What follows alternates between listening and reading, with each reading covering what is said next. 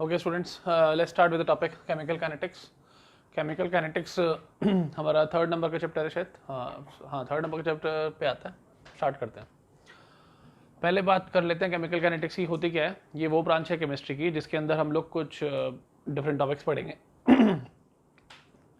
वो branch chemistry की जो डील करती है रेट ऑफ रिएक्शन से, जो भी आपको एक्सप्लेन करूंगा। दूसरा होता है the factor affecting the rate of reaction. तीसरा होता है the mechanism by which the reaction proceeds. ठीक है, तो ये आप सिंपल डेफिनेशन है, चाहे तो स्क्रीन को पॉज करके इसको लिख लो पहले। ठीक है, फिर मैं आगे प्रोसीड करता हूँ इसके अंदर। वो ब्रांच जो study of rate of reaction को डील करे, फैक्टर क्या इफेक्ट करते हैं रेट ऑफ रिएक्शन को उसे डील करे, या उसके मैकेनिज्म से डील करे कि रिएक्शन हुआ कैसे है, रिएक्टेंट प्रोडक्ट में कन्वर्ट कैसे हुआ है। उन सब बातों से जो चीज डील करेगी उसी को हम बोलेंगे क्या, केमिकल काइनेटिक्स। ठीक है, तो अब हम स्टार्ट करते हैं पहले टॉपिक से अपना रेट ऑफ रिएक्शन से। ठीक है, पहला टॉपिक हम लिखते हैं रेट ऑफ रिएक्शन के बारे में।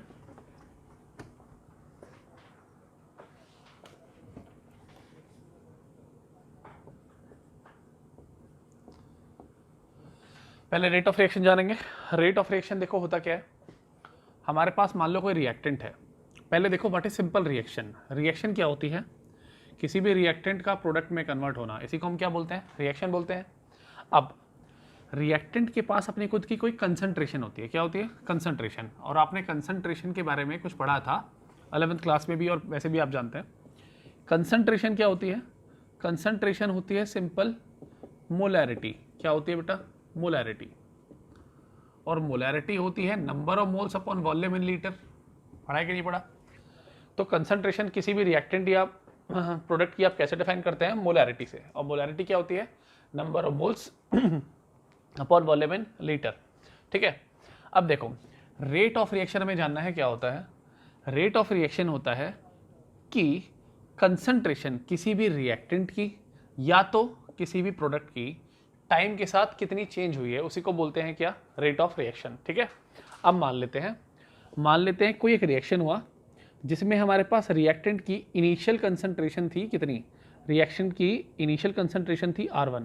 कितनी थी, R1। ठीक है, जब हमने इसकी कंसंट्रेशन को R1 नोट किया तो मान लो उस टाइम था T1। कितना था, T1। तो वो प्रोडक्ट में कन्वर्ट होता रहा। फिर हमने देखा कि टाइम T2 पे मान लो रिएक्टेंट की कंसंट्रेशन हो गई R2, चेंज हो गई।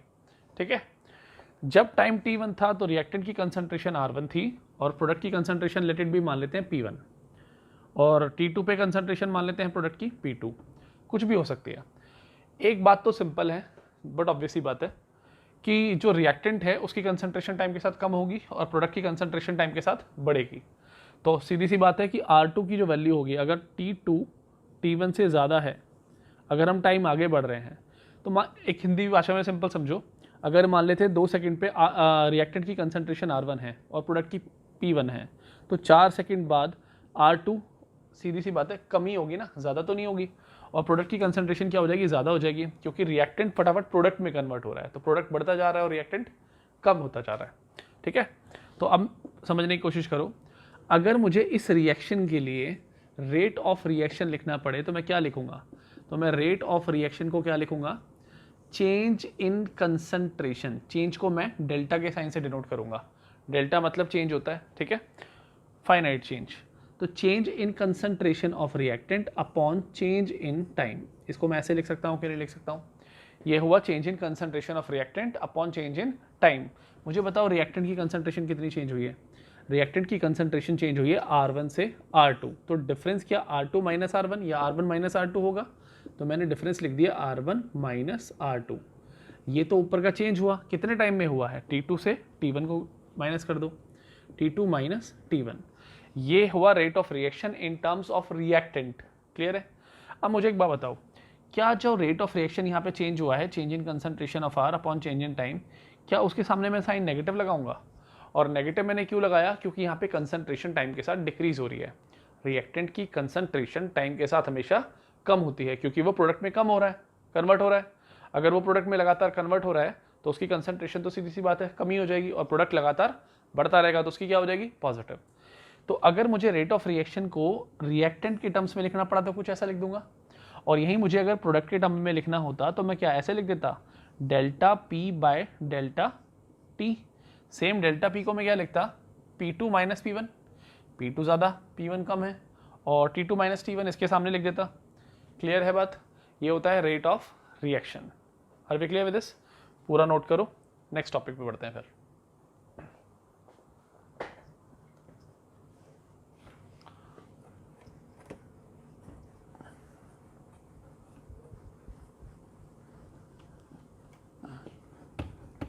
अब एक बात जान लो पहले, जो हम पढ़ते हैं टाइप्स ऑफ रिएक्शन, पहले कुछ बातें देख लो टाइप्स ऑफ रिएक्शन के बारे में।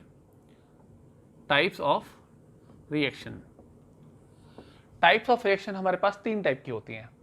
एक होती है वेरी फास्ट रिएक्शन, बहुत जल्दी से जो हो जाए रिएक्शन, ठीक है। बहुत जल्दी से रिएक्शन कौन सी वाली होती है, जो आयनिक रिएक्शन होती है। फॉर एग्जांपल आपने कोई सॉल्ट लिया, पानी में मिलाया और वो फटाफट अपने आयंस में कन्वर्ट हो गया, ठीक है, तो वो होती है वेरी फास्ट रिएक्शन। वो रिएक्शन जिसका टाइम हो 10 की पावर माइनस 12 सेकेंड से लेके 10 की पावर माइनस 16 सेकेंड तक का। तो ऐसी रिएक्शन जो इतने कम टाइम में हो जाती हैं, 10 की पावर माइनस 12 बहुत शॉर्ट टाइम होता है, 0.00 इतनी बार लगा देना, तो इतने शॉर्ट टाइम में जो रिएक्शन हो जाएगी वो हो जाएगी बहुत फास्ट रिएक्शन। और जनरली ऐसी रिएक्शन जो होती है वो होती है आयनिक रिएक्शन। अब clear with this? Next, very fast हो गई, अब लिखते हैं very slow reaction. Very slow, बहुत स्लो रिएक्शन कौन सी देखी है आपने? कभी लोहे पे जंग लगती हुई देखी है? तो रस्टिंग ऑफ आयरन बोलते हैं इसको। तो रस्टिंग ऑफ आयरन एक बहुत स्लो प्रोसेस है, बहुत टाइम में जंग जाके लगती है पूरी, ठीक है, तो काफ़ी स्लो प्रोसेस है, डिग्रेडेशन ऑफ आयरन, आयरन का डिग्रेड होना, तो ये स्लो रिएक्शन में आता है। तो मैं यहाँ लिख देता हूँ इसके एग्जाम्पल में रस्टिंग ऑफ आयरन। क्लियर हो गया? एक रिएक्शन वो होती है जो ना ज़्यादा स्लो होती है और ना ज़्यादा फास्ट होती है। एग्जाम्पल, हाइड्रोलिसिस ऑफ एस्टर या हाइड्रोलिसिस ऑफ शुगर लिख दो आप, हाइड्रोलिसिस ऑफ एस्टर लिख दें, हाइड्रोलाइसिस ऑफ एस्टर। पता नहीं आप लोगों को फॉर्मूला याद है कि नहीं, लेकिन फिर भी एस्टर का फॉर्मूला होता है RCOOR, ठीक है। RCOR में अगर आप पानी मिलाएंगे तो पानी मिलाने के बाद ये 2 चीज़ में कन्वर्ट हो जाता है। मान लो ये R' है तो ये बन जाएगा R-OH alcohol plus RCOOH that is carboxylic acid.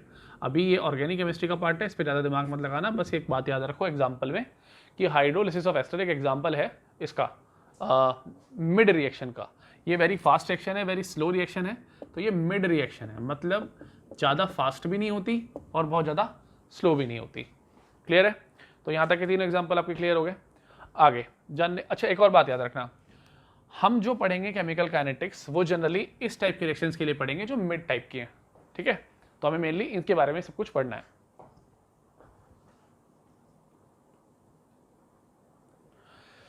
Okay, let's move on the next topic, rate of reaction जो हम पढ़ रहे थे।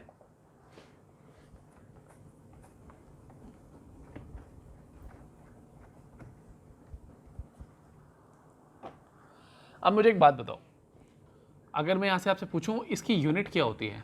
Unit of rate of reaction. Rate of reaction की यूनिट क्या होगी? देखो कैसे निकालोगे। रेट होता है change in concentration of reactant upon में चेंज इन टाइम, यही होता है ना। और रिएक्टेंट में कंसंट्रेशन का चेंज होना, कंसंट्रेशन की यूनिट क्या होती है? मोल पर लीटर। तो मैं ऊपर वाले टर्म में लिख दूंगा मोल पर litre, mole litre inverse upon में टाइम। टाइम को आप कैसे लिख सकते हो? मिनट में या तो सेकंड में लिखोगे, ठीक है, तो मैं यहाँ लिख दूंगा सेकंड इनवर्स। क्लियर है? सॉरी सेकंड में लिखूंगा ना इसको, तो सेकंड ऊपर जाके क्या हो जाएगा? इनवर्स। यही आपका क्या है? रेट। अगर मुझे रेट की यूनिट लिखनी पड़ेगी यहाँ से तो क्या लिखूंगा मैं? मोल पर लीटर पर सेकेंड। क्या ये रेट ऑफ रिएक्शन की यूनिट हो जाएगी? यहाँ तक आपको पूरी बात क्लियर हो रही है कि नहीं हो रही है? चलो अच्छा, अब एक बात जान लेते हैं। अभी अभी हमने 3 तरह की रिएक्शन पढ़ी है ना। पहली थी बड़ी फास्ट, दूसरी थी बड़ी स्लो, और तीसरी कौन सी थी? मिड टाइप की रिएक्शन, जो ज़्यादा फास्ट भी नहीं थी और जो ज़्यादा स्लो भी नहीं थी, ठीक है। ऐसा क्या हो रहा है कि कुछ रिएक्शन तो बहुत फास्ट हो जाती हैं, कुछ स्लो हो जाती हैं, कुछ मिड होती हैं, मिड टाइप की आती हैं। मतलब वो एक तो बहुत जल्दी, कुछ रिएक्शन तो ऐसी हैं जिसमें रिएक्टेंट बहुत फटाफट प्रोडक्ट में कन्वर्ट हो रहा है, कुछ रिएक्शन ऐसी हैं जिसमें रिएक्टेंट बहुत ज़्यादा टाइम लगा रहा है प्रोडक्ट में कन्वर्ट होने में, और तीसरी रिएक्शन ऐसी है जो थोड़ा बीच का टाइम ले रहा है रिएक्टेंट से प्रोडक्ट कन्वर्ट होने में। ठीक है, सब कुछ डिपेंड करता है। पहले मेरी बात समझने की कोशिश करना, मैं सीधा एक लाइन में रीजन बताऊंगा इसका। ठीक है, पहले पूरा कॉन्सेप्ट समझो। एक रिएक्टेंट का प्रोडक्ट में कन्वर्ट होना, क्या इसी को रिएक्शन बोलते हैं? और जब रिएक्टेंट प्रोडक्ट में कन्वर्ट होता है तो यहाँ पे making and breaking of bond होता है। क्या होता है? Making and breaking of bond.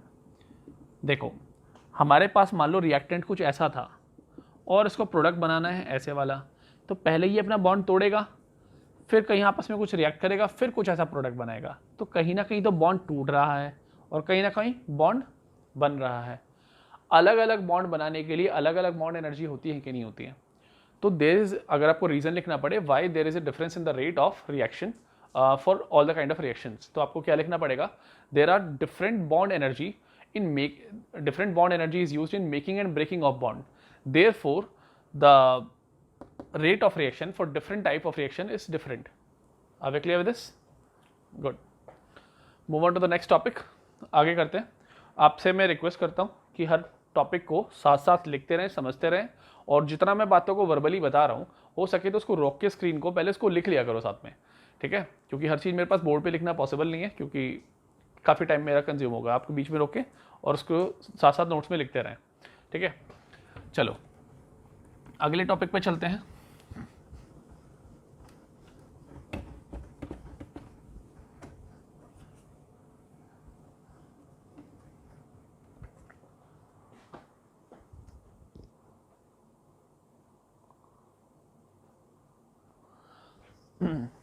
एक और बात, अगर यही रिएक्शन हमारी गैसियस होती, गैसियस, अगर मैं ये चीज़ रेट ऑफ रिएक्शन के लिए गैसियस रिएक्शन की बात करता, देखो हमने एक बात तो बोल दी कि जो रेट ऑफ रिएक्शन होता है ना, क्या होता है? Rate of reaction.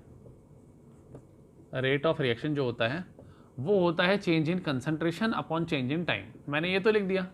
और कंसंट्रेशन जो होती है वो मेनली किसके अंदर होती है? एक्वस सॉल्यूशन के अंदर होती है ना? ये किसके लिए कंसंट्रेशन डिफाइन करते हैं? एक्वस सॉल्यूशन के लिए। लेकिन अगर हमारे पास रिएक्टेंट और प्रोडक्ट दोनों ही गैसियस हुए तो हम क्या करेंगे? यहाँ पे रिएक्टेंट और प्रोडक्ट दोनों ही हमारे क्या हो गए? अगर गैसियस हुए तो हम क्या करेंगे? तो हम कंसंट्रेशन की जगह क्या यूज़ करेंगे? प्रेशर यूज़ करेंगे। क्या यूज़ करेंगे? प्रेशर। इसको बोलते हैं पार्शियल प्रेशर। ठीक है, हम क्या वो टर्म यूज़ करेंगे बेटा? प्रेशर। तो आपने पढ़ा भी होगा गैस के बारे में, गैस लॉ के हिसाब से PV = nRT होता है कि नहीं होता? तो यहाँ से प्रेशर को निकालना पड़ा तो इसको लिख सकते हैं nRT/V। ये वाला प्रेशर हम यूज़ करेंगे यहाँ पे। ठीक है, तो गैसियस रिएक्शन के लिए प्रेशर और एक्वस सॉल्यूशन वालों के लिए concentration. Are we clear with this? Note it down.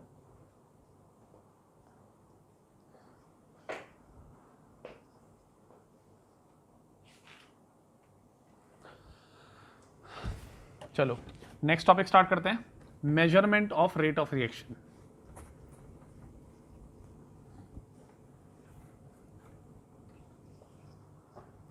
अगला टॉपिक होगा हमारा measurement of rate of reaction. Measurement of rate of reaction. पहले एक बात देखो, नोटिस करते हैं। देखो, अगर मैं इधर लिख दूं रिएक्टेंट और इधर लिख दूं प्रोडक्ट, बीच में खींच देता हूं लाइन। ठीक है, अब मुझे एक बात बताओ, मैं एक ग्राफ प्लॉट करना चाहता हूं यहाँ पे कंसंट्रेशन का और टाइम का। टाइम इस तरफ बढ़ेगा, कंसंट्रेशन इधर बढ़ेगी। सेम इधर यहाँ पे भी कंसंट्रेशन ऊपर की तरफ, टाइम एक्स एक्सिस पे लिख देते हैं। क्लियर है? हमें रिएक्टेंट के बारे में एक बात बड़ी क्लियर है कि रिएक्टेंट की कंसंट्रेशन टाइम के साथ हमेशा कम होनी है। तो मैं क्या इसको ऐसे बना सकता हूँ ग्राफ को? देखो, टाइम आगे बढ़ता जा रहा है और कंसंट्रेशन लगातार डिक्रीज होती जा रही है। सिमिलरली प्रोडक्ट की बात करें तो स्टार्टिंग में अगर हम देखें, जब टाइम हमारा स्टार्टिंग, जब हमने रिएक्टेंट लिया था तो प्रोडक्ट तो उस टाइम था ही नहीं, वो धीरे धीरे तो प्रोडक्ट में कन्वर्ट होना शुरू हो जाएगा ना। तो स्टार्टिंग में प्रोडक्ट की कंसंट्रेशन कितनी है? 0। तो क्या ग्राफ हमारा कुछ ऐसा जाएगा? वेरी गुड, समझ में? अब सुनो, मान लेते हैं किसी भी टाइम t1 पे कॉन्सेंट्रेशन कितनी है, मान लेते हैं रिएक्टेंट की कंसंट्रेशन है, लेट इट बी C1, कितनी C1, और जैसे जैसे टाइम आगे बढ़ा, मान लो ये आ गया टाइम T2, तो उस जगह कंसंट्रेशन होगी कितनी C2। अब मुझे बताओ C1 ज़्यादा है कि C2 ज़्यादा है, C1 ज़्यादा है। तो अगर मुझे यहाँ पे रेट लिखना पड़ा तो मैं लिखूंगा C1 माइनस C2 अपॉन में लिखूंगा T2 माइनस T1। ये रेट आ जाएगा कि नहीं आ जाएगा, आगे यूज़ क्या करेंगे हम, साइन, नेगेटिव का साइन यूज़ कर लेंगे।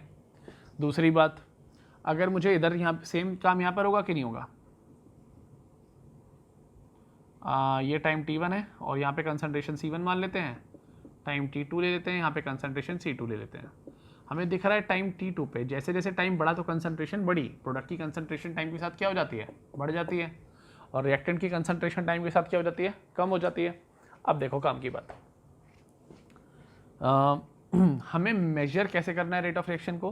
पहले देखो रेट ऑफ रिएक्शन जो है ना आपके पास, या तो इस तरीके से मैं सिंपल फॉर्मूले से निकाल सकता हूँ, ये जो आप रेट निकालते हो इस वाले मेजरमेंट से, ये वाला, इस रेट को बोलते हैं हम एवरेज रेट। क्या बोलते हैं बेटा, एवरेज रेट।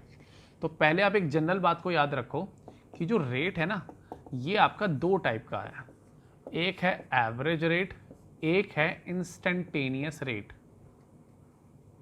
इंस्टेंटेनियस कैसे याद रखोगे, आप लोगों को 11th क्लास फिजिक्स में पढ़ाया गया होगी दो तरह की वेलोसिटी, एवरेज वेलोसिटी और एक होती है इंस्टेंटेनियस वेलोसिटी, ठीक है। तो एवरेज वेलोसिटी वो वेलोसिटी थी डिस्टेंस पर यूनिट टाइम, ऐसे निकालते हैं ना, तो जहाँ टाइम पीरियड थोड़ा फिक्स्ड हो, डेफिनेट हो, तो उस जगह तो जो वेलोसिटी निकल के आती है वो आती है हमारी एवरेज वेलोसिटी। और जहाँ टाइम टेंड्स टू जीरो, मतलब बिल्कुल माइन्यूट से टाइम में अगर हमें वेलोसिटी निकालनी पड़े तो उसको हम बोलते हैं क्या, उसको बोलते हैं इंस्टेंटेनियस वेलोसिटी। तो एक होता है एवरेज वेलोसिटी, एक होता है इंस्टेंटेनियस वेलोसिटी। ओके, नेक्स्ट, तो जो यहाँ पर हमने रेट निकाला है, क्योंकि हमने टाइम पीरियड को एक फाइनाइट टाइम माना है, भाई T2 और T1 के बीच में ना काफ़ी दूरी है, तो हम एक फिक्स टाइम मान सकते हैं, फाइनाइट टाइम मान सकते हैं। तो एक फाइनाइट टाइम में जो रेट निकल के आया उसको बोलते हैं एवरेज रेट। ऐसे यहाँ पर जो निकल के आएगा that is C2 minus C1 upon में T2 माइनस T1, इसको बोलेंगे हम फाइनाइट रेट, मतलब फाइनाइट मतलब एवरेज रेट। तो यहाँ से जो ऐसे इस फॉर्मूले से निकालते हैं हम उसको क्या निकालते हैं, उसको बोलते हैं एवरेज रेट। अगर ये गैप बहुत छोटा हो जाए, मतलब टेंड्स टू जीरो, बिल्कुल लगभग जीरो के बराबर हो जाए, टेंड्स टू जीरो अगर हो जाए, तो ये जो रेट बन जाएगा वो बन जाएगा इंस्टेंटेनियस रेट। क्या बन जाएगा, इंस्टेंटेनियस रेट। तो अगर मुझे यहाँ पे इंस्टेंटेनियस रेट निकालना पड़े, इंस्टेंटेनियस रेट निकालना पड़े, तो मैं उसको ऐसे लिख सकता हूँ, change in concentration, D, concentration को C से डिनोट कर लो या तो X से कर लो, जनरली बुक्स वगैरह जो यूज़ करते हैं उसमें dx लिख देते हैं। तो dx बाई dt आप वेलोसिटी ना लिख दें कि ये डिस्प्लेसमेंट हो गया अपॉन टाइम हो गया, आपको यहाँ उसी सीक्वेंस में लिखना है। x यहाँ पर क्या है, कंसंट्रेशन। तो what is dx, it is small change in concentration in time dt, ठीक है। तो वही चीज़ हो जाएगी small change in concentration upon time dt। तो dx बाई dt क्या हो जाएगा, आपका इंस्टेंटेनियस रेट हो जाएगा। क्लियर है। अब एक और बात याद रखना इंस्टेंटेनियस रेट के बारे में, देखो ध्यान से सुनो, मुझे इंस्टेंट पे निकालना है रेट, किसी भी एक इंस्टेंट पे कि इस टाइम पे बताओ मुझे रेट कितना था, ठीक है। अब मुझे एक बात बताओ, मान लो मुझे निकालना पड़े इस ग्राफ में रिएक्टेंट के लिए, ये रिएक्टेंट का ग्राफ था और ये प्रोडक्ट का ग्राफ था।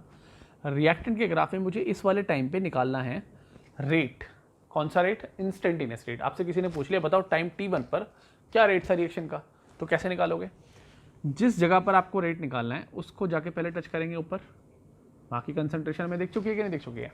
अब मेरी बात सुनो ध्यान से, मैं इसको थोड़ा साफ करके साफ साफ बनाता हूँ ताकि और ज़्यादा क्लियर हो जाए आपको।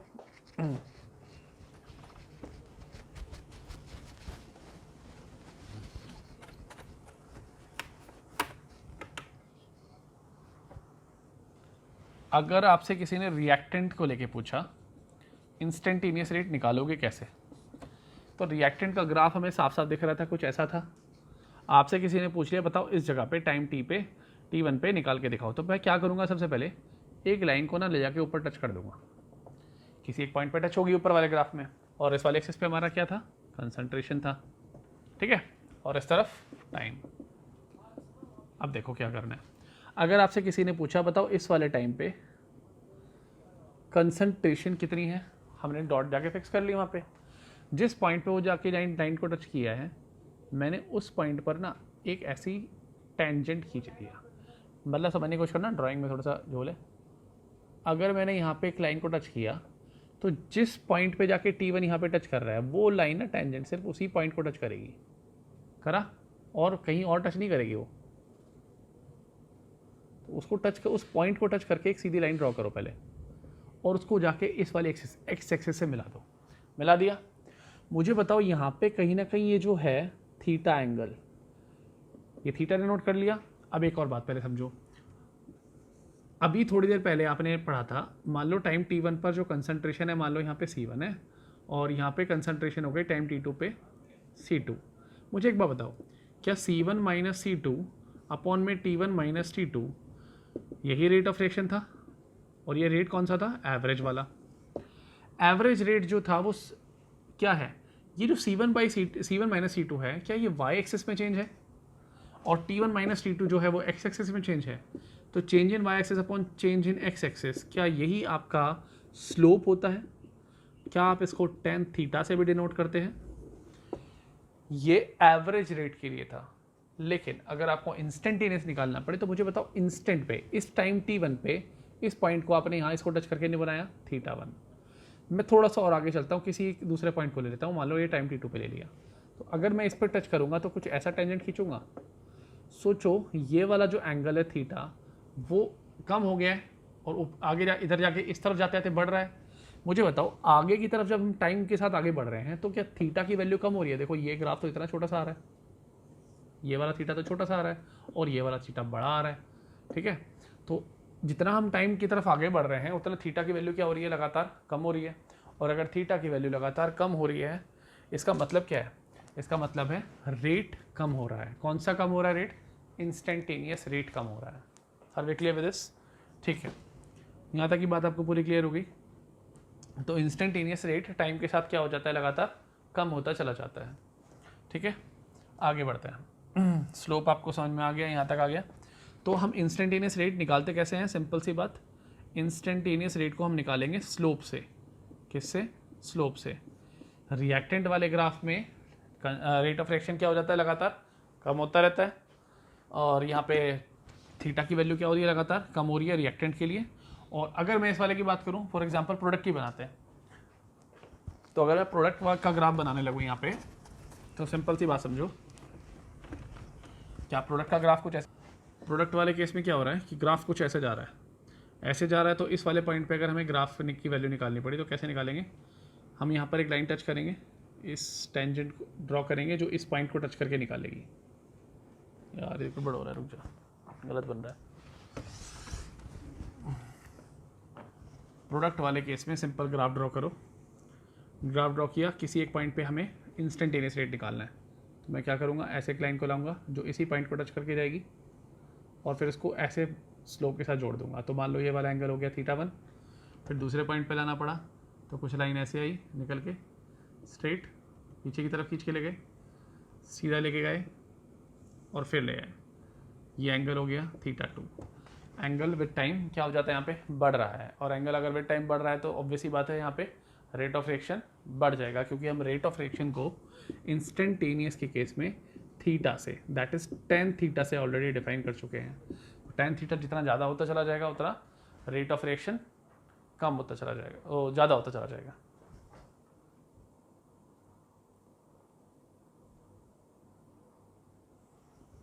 क्लियर है यहाँ तक की बात? तो अगला टॉपिक, अब कुछ एक जनरल सी बात देख लेते हैं, हाउ टू अप्रोच न्यूमेरिकल। अब न्यूमेरिकल इस वाले टॉपिक्स पे देखो कैसे कैसे करने हैं। एक जनरल बात याद रखना,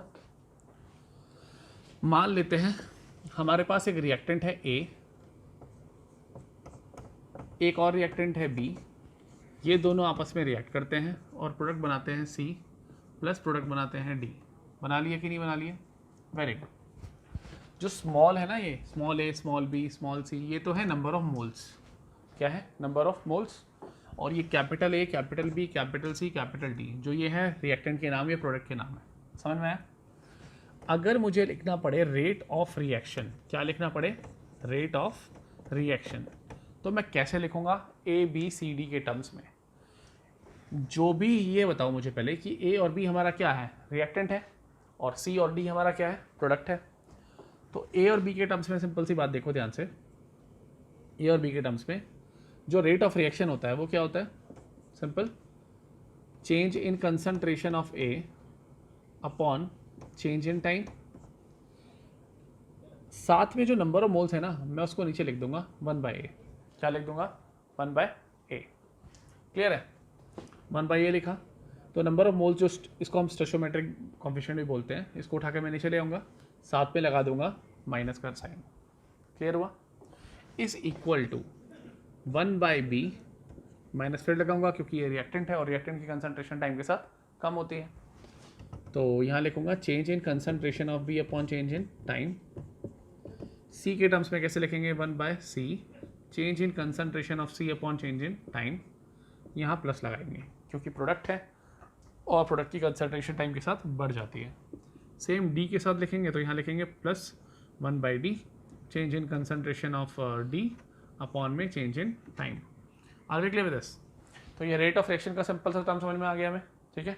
ये स्मॉल सी है ये वाला स्टोइकोमेट्रिक कोएफिशिएंट वाला, तो स्मॉल में लिखना, ठीक है। तो ये सारा का सारा हमारा क्या हो गया बेटा, रेट ऑफ रिएक्शन। अब मेरी बात सुनो ध्यान से, ये पूरा का पूरा रेट ऑफ रिएक्शन है इन टर्म्स ऑफ ए, ये पूरा का पूरा रेट ऑफ रिएक्शन है इन टर्म्स ऑफ बी, ये सी के टर्म्स में है और ये डी के टर्म्स में है। इस रेट ऑफ रिएक्शन वाले टर्म में अगर मैं नंबर ऑफ मोल्स वाला पार्ट अलग कर दूं तो जो इसके अलावा बचेगा उसको वो क्या बोलेंगे, क्या ए और बी जो रिएक्टेंट होता है टाइम के साथ साथ वो धीरे धीरे कम होता है, इसको हम इंग्लिश में क्या बोल सकते हैं, रेट ऑफ डिसअपियरेंस। क्या वो टाइम के साथ डिसअपियर हो रहा है, और जो टाइम के साथ डिसअपियर हो रहा है उसको हम बोलते हैं, इस वाले पार्ट को delta A by delta T को बोलते हैं रेट ऑफ डिसअपियरेंस। क्या बोलते हैं, रेट ऑफ डिसअपियरेंस। क्लियर है। और जो प्रोडक्ट है वो टाइम के साथ क्या होता है, डिसअपियर तो होता नहीं है, वो क्या होता है, अपीयर हो जाता है, हमें दिखने लगता है, ठीक है। तो जो इस नंबर ऑफ मोल्स के पार्ट के अलावा का जो पार्ट है उसको बोलेंगे रेट ऑफ अपीयरेंस। क्या बोलेंगे, rate of appearance. Are we clear with this? यहाँ तक का टॉपिक पूरा क्लियर है। एक एग्जांपल सॉल्व करेंगे इसके ऊपर।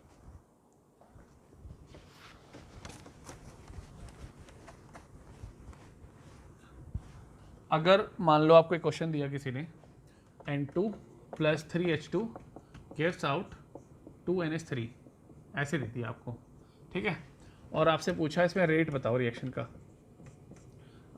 रेट नहीं, आपसे पूछ लिया रेट ऑफ रिएक्शन आपको दिया हुआ है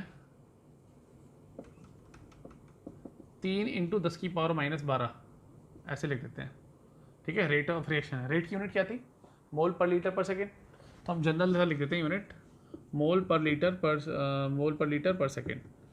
rate of constant A B C D के टर्म्स में बराबर था ना, ऐसा तो नहीं कर सकते कि ए के टर्म्स में तो रेट ऑफ रिएक्शन कुछ और आ रहा है, बी के टर्म्स में कुछ और आ रहा है। क्या सबके लिए एक फिक्स वैल्यू आएगी, क्योंकि मैंने पिछले वाले इक्वेशन में, आप पीछे जाके देखो तो मैंने ए बी सी डी के सबके सामने से बीच में इक्वल टू का साइन लगाया था। क्या लगाया था, इक्वल टू। तो रेट ऑफ रिएक्शन ए हो या बी हो या सी हो या डी हो, उनके टर्म्स में तो सेम ही आ रहा था ना, इक्वल आ रहा था। तो अब देखो मेरी बात, तो इस पूरी इक्वेशन के लिए रेट ऑफ रिएक्शन की एक सिंगल वैल्यू आ गई 3 × 10⁻⁻12 मोल पर लीटर पर सेकेंड। आपको यहाँ रेट ऑफ रिएक्शन दिया हुआ है और आपसे कोई पूछ ले rate of disappearance, appearance of hydrogen बताओ मुझे, तो आप वो कैसे बताएंगे, ध्यान से सुनो। तो जो रेट होता है ना रिएक्शन का, जो रेट ऑफ रिएक्शन होता है, आपने उसको कैसे लिखा था मुझे बताओ। पहले हम रेट ऑफ रिएक्शन की जनरल इक्वेशन लिख लेते हैं। पहले लिखते हैं नाइट्रोजन के टर्म्स में, ठीक है, फिर लिख देंगे हाइड्रोजन के टर्म्स में। छोड़ो, पहले डायरेक्टली हाइड्रोजन के टर्म्स में लिखते हैं क्योंकि क्वेश्चन में हाइड्रोजन पूछा है।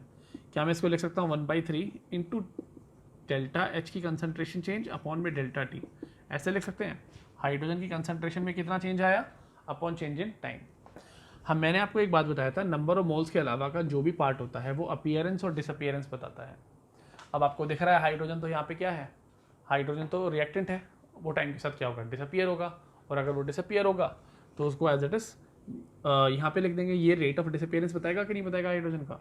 रेट ऑफ रिएक्शन की वैल्यू आपको ऑलरेडी बता रखी है, कितनी, 3 × 10⁻12। यहाँ से 3 को लाओ, सामने मल्टीप्लाई कर दो, यहाँ से गायब हुआ, क्या आ गया answer, 9 into 10⁻⁻12 rate of disappearance of hydrogen हो गया। अब क्लियर विद दिस, यहाँ तक की बात पूरी क्लियर हो रही है आपको, ठीक है। तो ये सारा पार्ट नोट करेंगे, प्लस कुछ एनसीईआरटी के क्वेश्चंस करना शुरू करेंगे साथ साथ ही आप, तो ये वाला आपका पूरा टॉपिक क्लियर हो जाएगा। अब नेक्स्ट टॉपिक डालो अपना, factor affecting rate of reaction.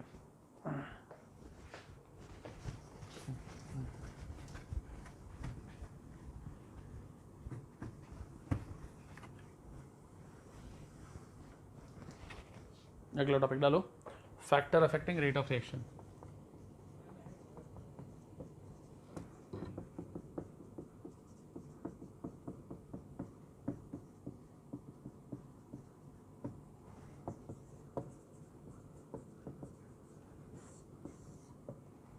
Factor affecting rate of reaction, पहला वो फैक्टर जो रेट ऑफ रिएक्शन को पे इफेक्ट डालते हैं। सिंपल, पहले लिखते हैं कॉन्सेंट्रेशन।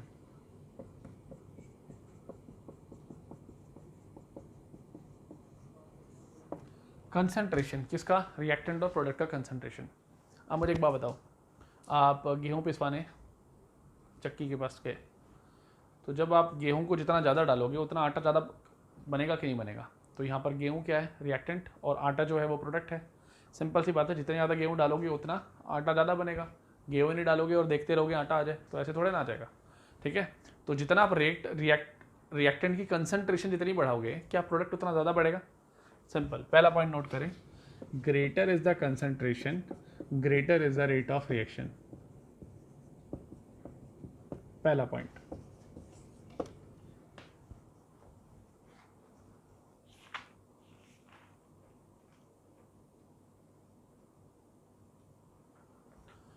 दूसरा पॉइंट नोट करें, टेम्परेचर का।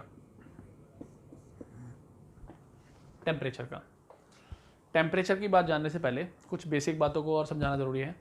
देखो, एक्चुअली में होता क्या है, मान लेते हैं ये रिएक्टेंट के कुछ मॉलिक्यूल्स हैं, इनको उठा के प्रोडक्ट में कन्वर्ट होना है। ऐसे कुछ प्रोडक्ट्स हैं हमारे पास, ठीक है। ये रिएक्टेंट के मॉलिक्यूल हैं और ये प्रोडक्ट के मॉलिक्यूल हैं। होता क्या है, असल में रिएक्टेंट के मॉलिक्यूल्स को ना आपस में टकराना होता है in order to get converted to product. दो रिएक्टेंट के मॉलिक्यूल हैं, उनको प्रोडक्ट में कन्वर्ट होना है, तो उनका आपस में टकराना बहुत ज़रूरी होता है। क्या टकराना ज़रूरी होता है, रिएक्टेंट के मॉलिक्यूल्स का। ये जो टकराना है इसको बोलते हैं कोलिशन। क्या बोलते हैं, कोलिशन। रिएक्टेंट के मॉलिक्यूल जब आपस में कोलाइड करेंगे तभी वो प्रोडक्ट में कन्वर्ट होंगे।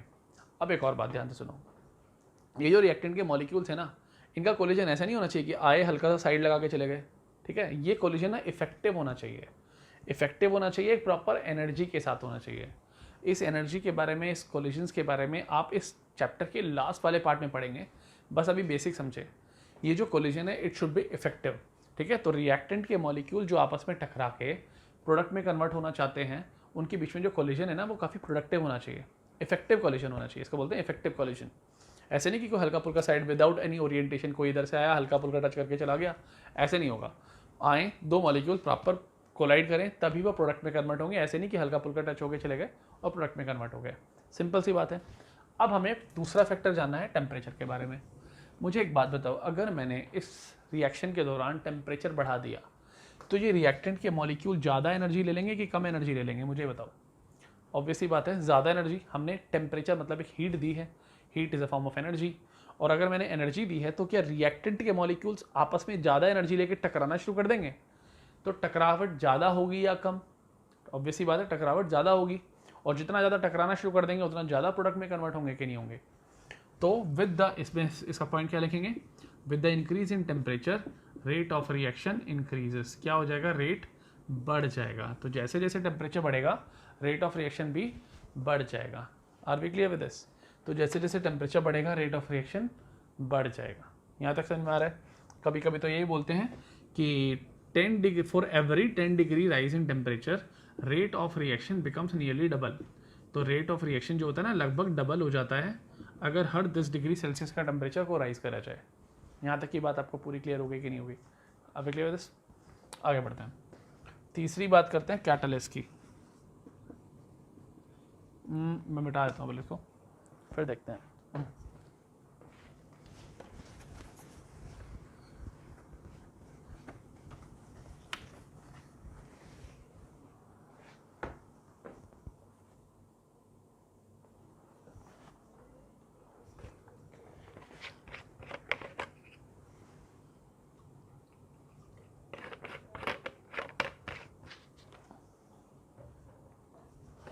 तो अगर कैटलिस्ट की बात करें तो उसके अंदर देखो क्या होता है,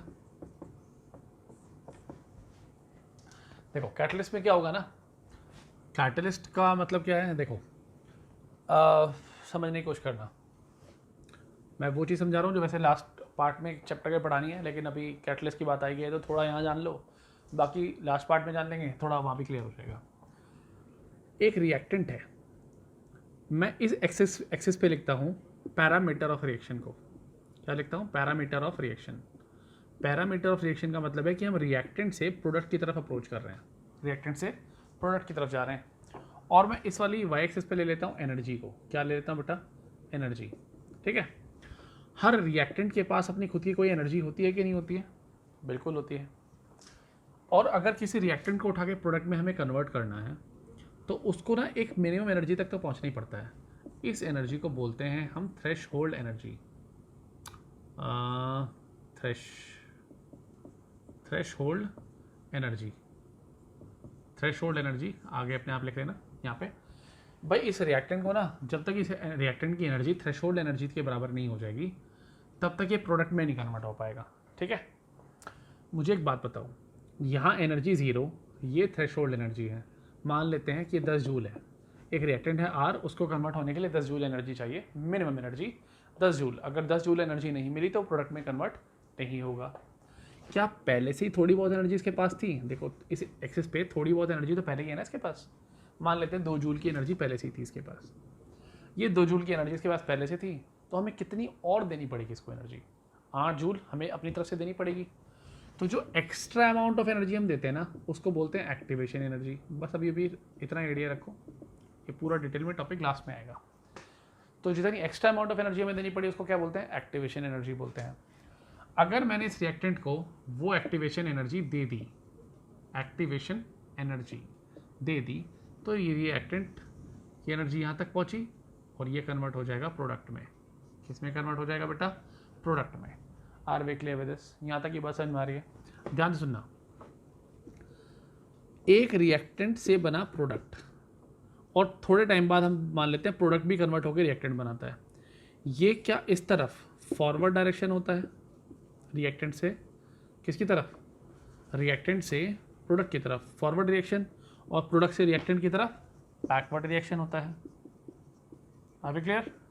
ध्यान से समझो।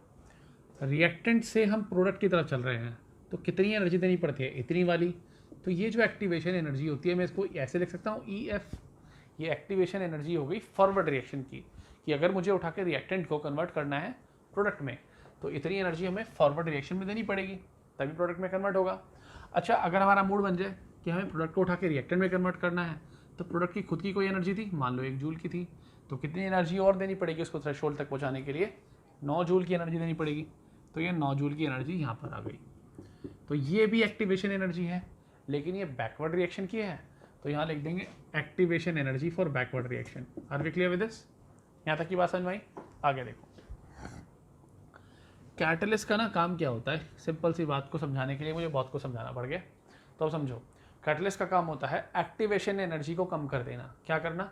एक्टिवेशन एनर्जी को कम करना for both forward and backward reaction. वो एक्टिवेशन एनर्जी कम कर देता है फॉरवर्ड रिएक्शन की भी और बैकवर्ड रिएक्शन की भी। तो आप ये बात लिख लें, a catalyst decrease the activation energy of both forward and backward direction reaction equally, बराबर मात्रा में कम कर देता है। तो अगर ये ग्राफ में ये वाला पार्ट और ये वाला पार्ट ही कम हो गया तो ग्राफ छोटा नहीं हो जाएगा? यहाँ रिएक्टेंट था और देखो मान लो रिएक्टेंट तो यहाँ था और प्रोडक्ट यहाँ पे था नीचे थोड़ा सा, तो ग्राफ जो पहले ऐसे जा रहा था थ्रेशोल्ड एनर्जी के लिए, क्या वो ग्राफ अब ऐसे आ जाएगा? मतलब हम बोल सकते हैं इसने उठा के थ्रेशोल्ड एनर्जी कम कर दी। पहले भाई इस रिएक्टेंट को यहाँ तक पहुँचना पड़ रहा था थ्रेशोल्ड एनर्जी के लिए, अब यही थ्रेशोल्ड यहाँ तक आ गई, तो ओवरऑल इसने थ्रेशोल्ड एनर्जी कम कर दी कि नहीं कर दी कैटलिस्ट ने? तो कैटलिस्ट क्या करता है? एक्टिवेशन एनर्जी फॉरवर्ड और बैकवर्ड डायरेक्शन की कम करता है, जिसकी वजह से क्या थ्रेशोल्ड ही नीचे आ जाती है? बिल्कुल आ जाती है। तो थ्रेशोल्ड एनर्जी ही नीचे कर दी उसने। अब मुझे बताओ, थ्रेशोल्ड एनर्जी कम हो गई, अब रिएक्शन फास्ट होगा कि कम स्पीड पे होगा? ऑब्वियसली फास्ट होगा। भाई जहाँ 10 जूल एनर्जी लेके तब कन्वर्ट होता था प्रोडक्ट में, अब छोटी मोटी एनर्जी में प्रोडक्ट में कन्वर्ट हो जाएगा, तो रेट ऑफ रिएक्शन बढ़ गया कि नहीं बढ़ गया? बराबर मात्रा में। Are we clear? ठीक है। तो यहाँ पर रेट ऑफ रिएक्शन बढ़ा और इसने क्या करा, इक्विलिब्रियम, रिएक्टेंट का प्रोडक्ट में कन्वर्ट होना, फिर प्रोडक्ट से रिएक्टेंट में कन्वर्ट होना, इसको उसने फटाफट पूरा कर दिया कि नहीं कर दिया। तो यहाँ पे एक एक्चुअली में आपको क्या लिखना है, a catalyst helps to attain equilibrium quickly by decreasing activation energy of both forward and backward direction in equal amount, ठीक है, और by lowering down the threshold energy. यहाँ तक कि आपको बात क्लियर होगी। पूरे ग्राफ को ढंग से कॉपी करो।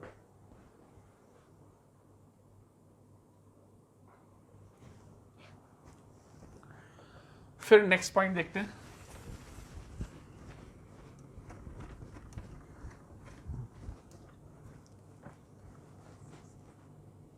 शायद थर्ड है, फोर्थ पॉइंट है शायद। यहाँ लिखते हैं सरफेस एरिया ऑफ रिएक्टेंट।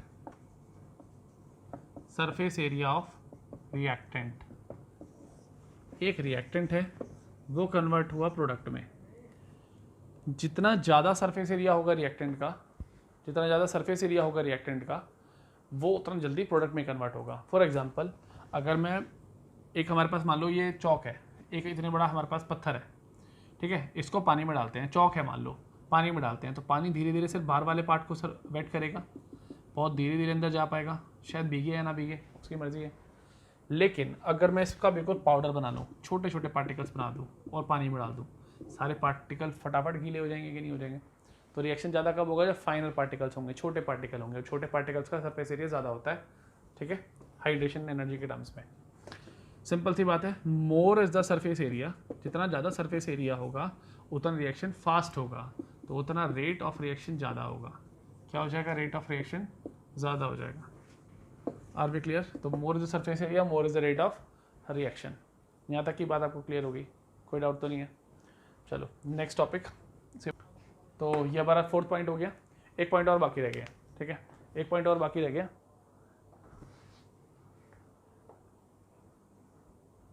देखो एक पॉइंट कौन सा बाकी रह गया हमारा, पांचवा, इफेक्ट ऑफ सनलाइट। सनलाइट का इफेक्ट क्या होता है? सनलाइट का इफेक्ट देख लो ध्यान से। एक मिनट रुक गया, मैं कंफ्यूज क्यों हो गया। अच्छा ये वाला देखना था। लास्ट पॉइंट और चेक कर लेते हैं। हमारा एक सनलाइट का फैक्टर और रह जाता है। देखो कुछ रिएक्शंस ना ऐसे होते हैं जो सिर्फ सनलाइट के प्रेजेंस में होते हैं। देखो ध्यान से, फॉर एग्जांपल हमारा हाइड्रोजन है, अगर मैं उसे क्लोरीन से कंबाइन कर दूं तो बनाएगा वो 2HCl। सिंपल। यहाँ पे हाइड्रोजन की कंसंट्रेशन कितनी बढ़ा लो, क्लोरीन की कंसंट्रेशन कितनी बढ़ा लो, रेट ऑफ रिएक्शन पे कोई फ़र्क नहीं पड़ेगा। क्यों नहीं पड़ेगा? क्योंकि ये किसी भी दूसरे फैक्टर पर डिपेंड करता है। किस फैक्टर पर डिपेंड करता है? सनलाइट पे, ठीक है। तो कुछ रिएक्शन ऐसे होते हैं जो सनलाइट से कंट्रोल होते हैं, उसके अंदर आपको ये बात का ध्यान रखना पड़ेगा। That's it. तो ये हमारा फैक्टर वाला पार्ट आज पूरा कंप्लीट हो गया, ठीक है। तो फैक्टर वाला पार्ट कंप्लीट हो गया और नेक्स्ट पार्ट में आगे से स्टार्ट करेंगे। मैं आप लोगों से एक बार रिक्वेस्ट करता हूँ कि जितना पढ़ा दिया है इसको देख के साथ साथ NCERT को टैली करके, तो इसके बेसिस पे जो रेट ऑफ अपीयरेंस, डिसअपीयरेंस, एक जो स्लोप वाला पार्ट हो गया, इसके क्वेश्चन सारी आज में ट्राई कर लें। नेक्स्ट वीडियो में इसी के बाद डाल दूंगा, जो मतलब एज सून एज पॉसिबल, ठीक है। Thank you.